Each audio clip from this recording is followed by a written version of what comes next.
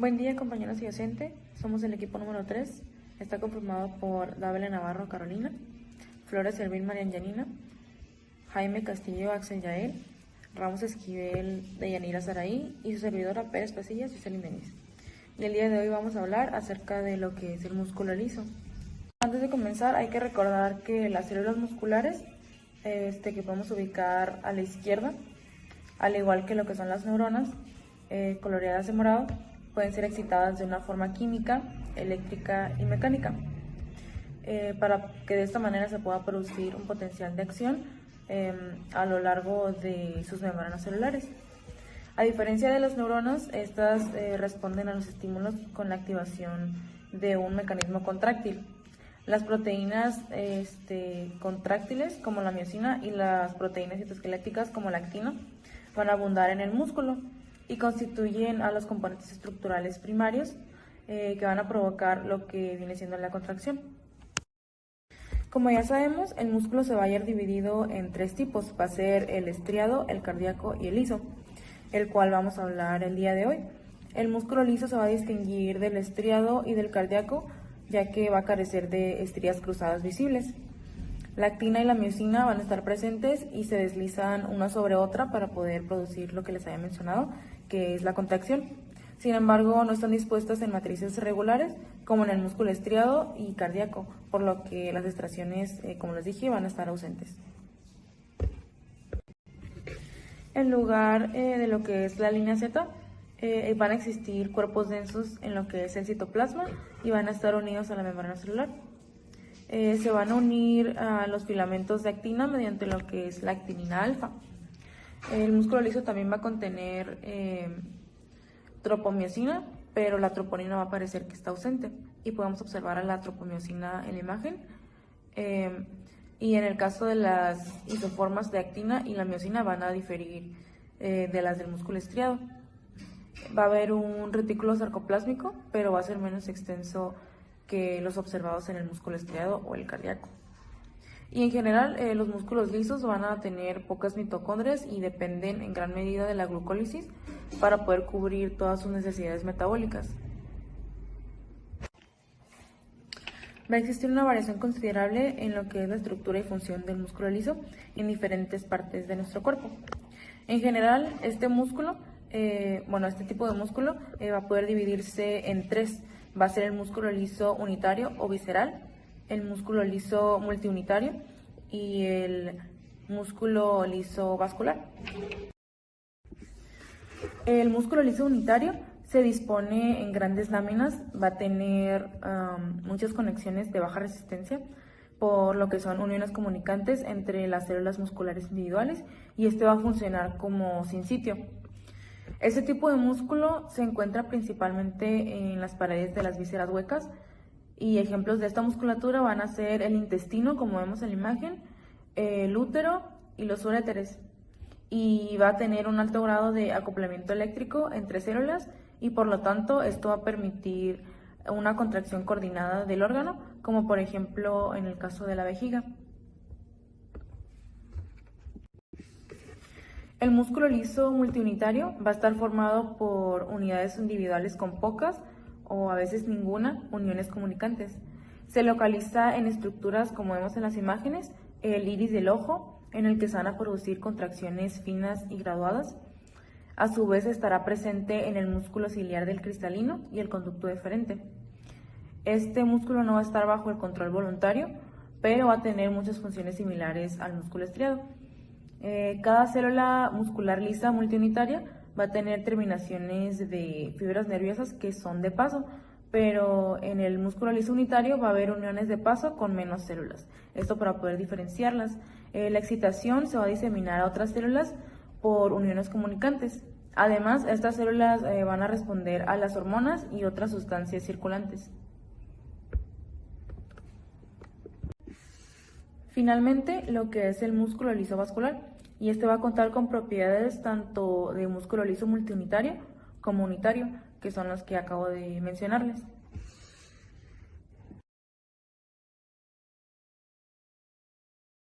Hola, mi nombre es Yanira Saraí Ramos Esquivel y yo voy a hablarles sobre la actividad eléctrica y mecánica.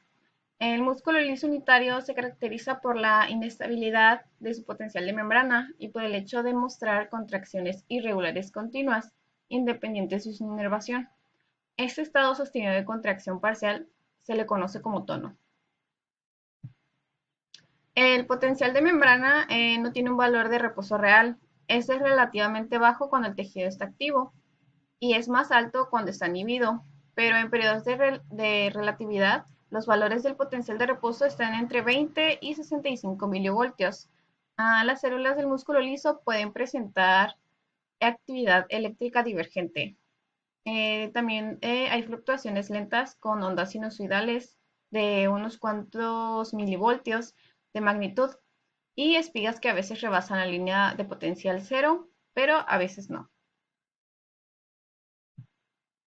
En muchos tejidos, las espigas tienen una duración aproximada de 50 milisegundos, mientras que en otros las potenciales de acción tienen una meseta prolongada. Durante la repolarización, como en los potenciales de acción del músculo cardíaco. Como en todos los tipos de músculo, existen contribuciones significativas de otros conductos, como es el sodio, el potasio, el calcio, a la actividad eléctrica. A causa de la actividad continua, es difícil estudiar la relación entre los fenómenos eléctricos y mecánicos en el músculo liso multiunitario, pero en algunas preparaciones relativamente inactivas puede generarse una sola espiga. En tales preparaciones, el acoplamiento de excitación-contracción en el músculo liso unitario puede ocurrir hasta con un retraso de 500 milisegundos. Por tanto, este es un proceso muy lento en comparación con el del músculo estriado y en comparación con el del músculo cardíaco, en los que el tiempo desde el principio de la despolarización hasta el inicio de la contracción es menor de 10 milisegundos. A diferencia del músculo liso unitario, el músculo liso multiunitario no es un sinsitio. La contracción esta no se disemina ampliamente sobre él. Por esto las contracciones del músculo liso multiunitario son más discretas, más finas y son más localizadas que las del músculo unitario. Flores María Yanina Flores Servín y les voy a hablar un poco de cómo se lleva a cabo el proceso de relajación. Bueno, el proceso de relajación de las células musculares lisas comprende la eliminación del estímulo contráctil o la adición de una sustancia que va a provocar la inhibición del mecanismo contráctil.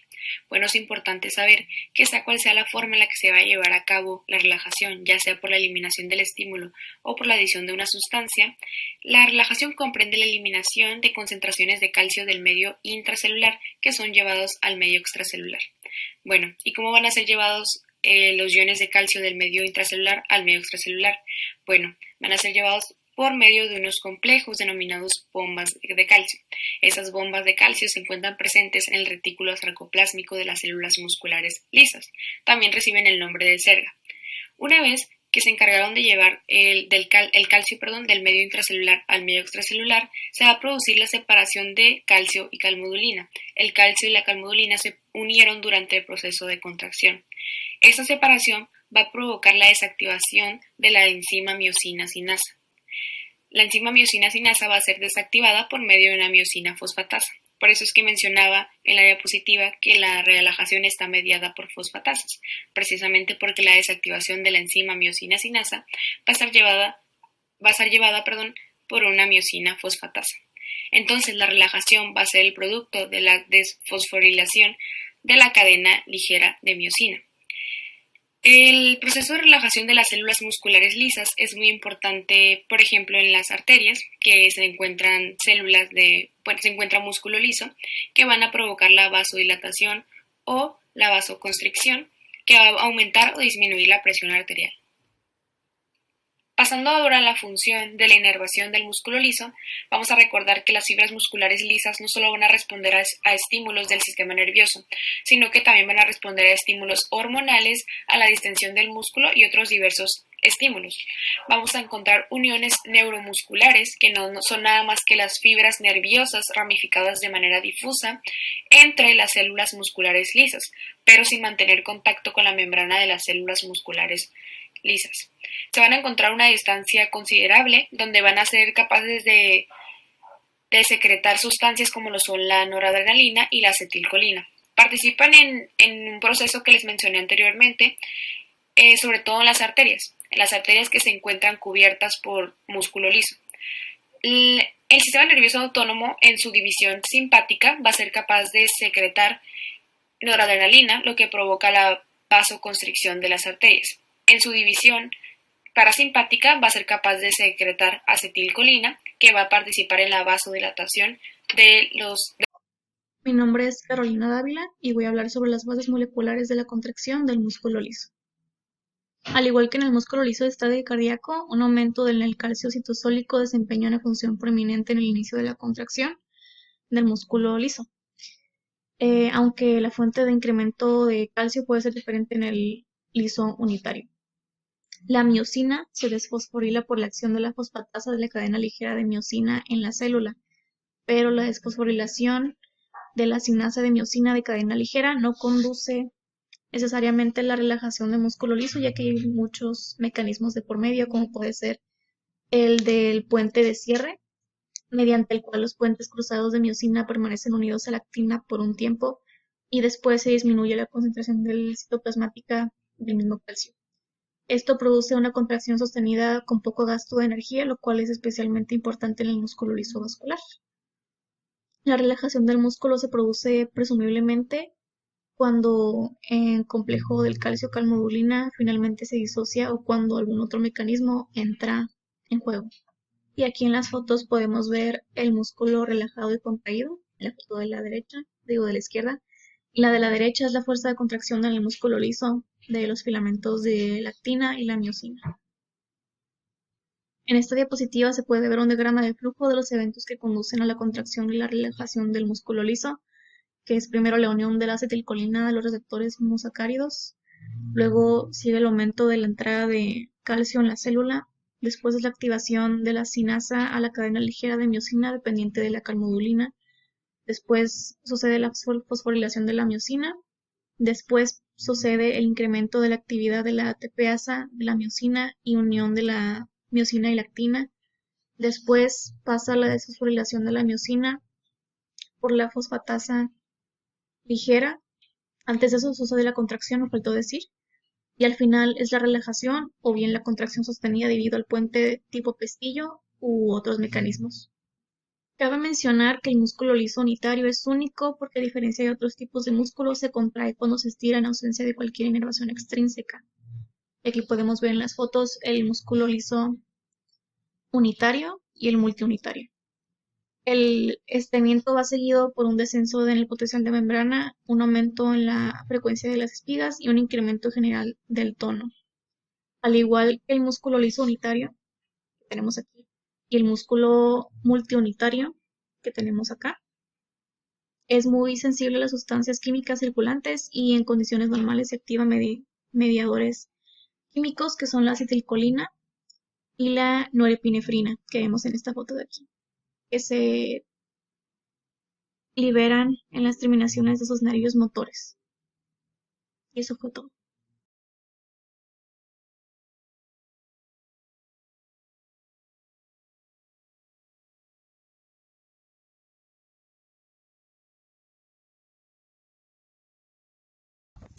Hola, buenos días. Mi nombre es Axel Jaime y yo les hablaré sobre la generación de la fuerza del músculo liso y su plasticidad.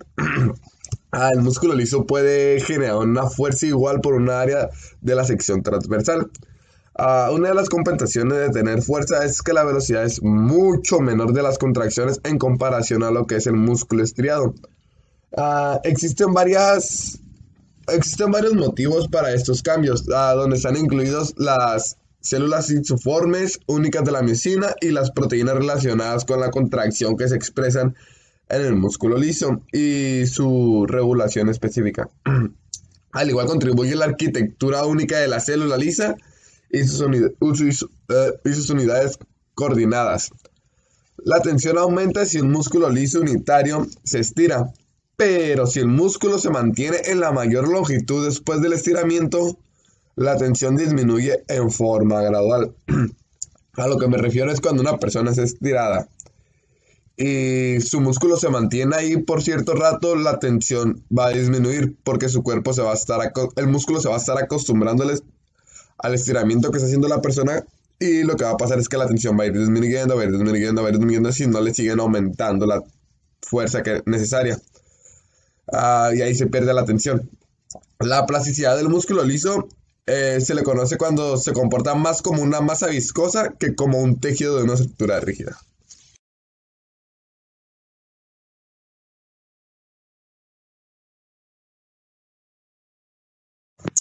Bueno, eso es todo por nuestra parte. Nuestra referencia bibliográficas fue el Wheaton Hall Tratado de Fisiología Médica. Y ya nada más que decirle gracias por su atención. Que tengan un excelente día.